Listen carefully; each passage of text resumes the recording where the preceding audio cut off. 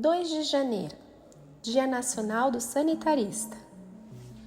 O Dia do Sanitarista, celebrado em 2 de janeiro no Brasil, reconhece profissionais que atuam na base estrutural da saúde pública.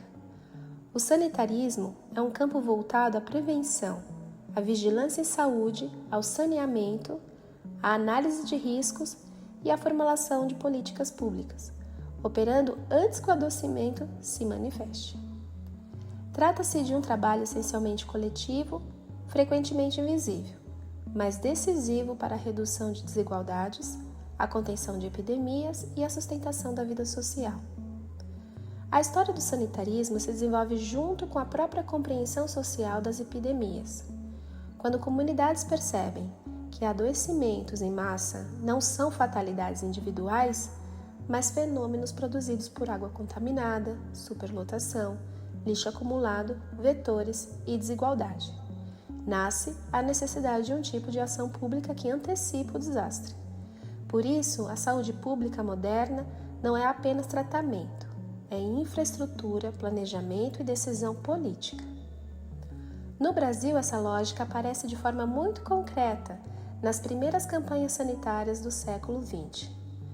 Oswaldo Cruz, nascido em São Luís do Paraitinga, em São Paulo, em 1872, médico e sanitarista com atuação em bacteriologia e medicina experimental, liderou ações de combate à febre amarela, varíola e peste bubônica, associando intervenção urbana, vigilância e ciência aplicada.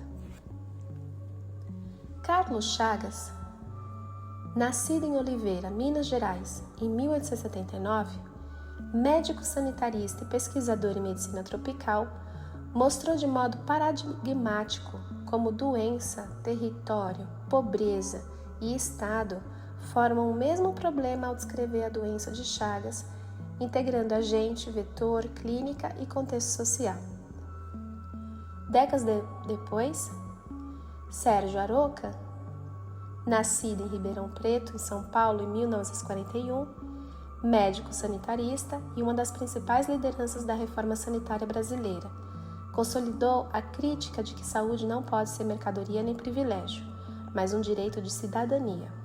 Sua atuação foi central na formulação do princípio da saúde como direito universal e dever do Estado, que se materializou na criação do Sistema Único de Saúde, o SUS, estruturado sobre os eixos de universalidade, integralidade, equidade e participação social, como política pública destinada à proteção institucional da vida e à redução das desigualdades em saúde. A pandemia da Covid-19 tornou visível algo que, em geral, só percebemos quando falta: o quanto a vida cotidiana depende de estruturas coletivas de cuidado. Vigilância epidemiológica, comunicação clara, vacinação, ambientes ventilados e confiança nas instituições deixaram de ser temas distantes e passaram a atravessar decisões simples do dia a dia, como trabalhar, circular, encontrar pessoas e cuidar de quem amamos.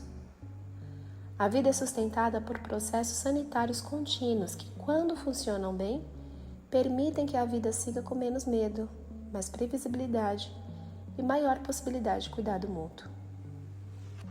Agora uma reflexão neurocientífica e biopsicossocial.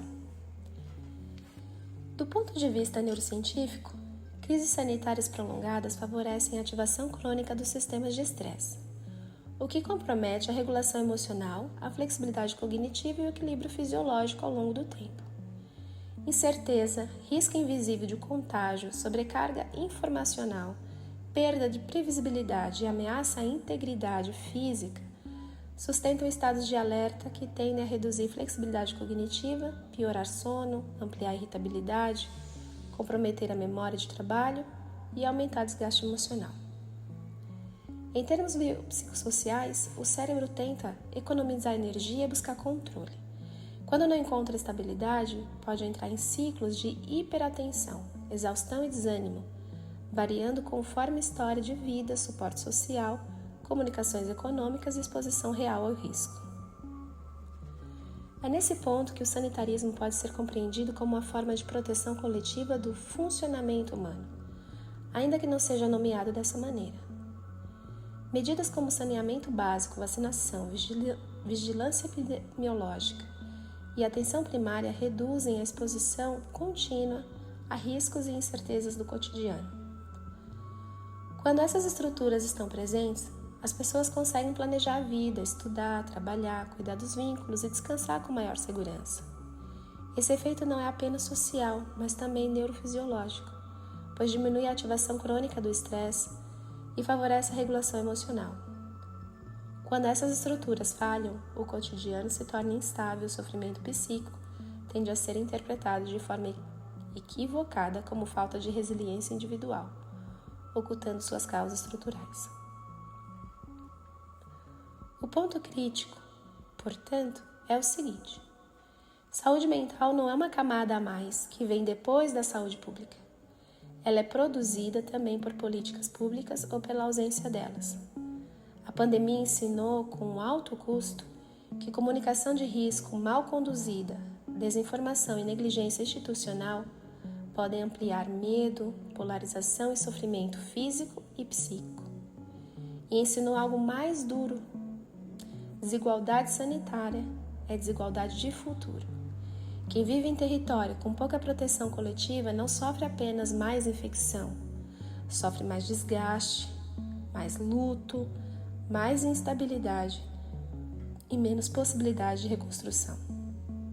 Em janeiro, quando muitas campanhas falam de saúde mental como atitude ou hábito, o Dia do Sanitarista desenvolve o eixo da conversa para o lugar certo.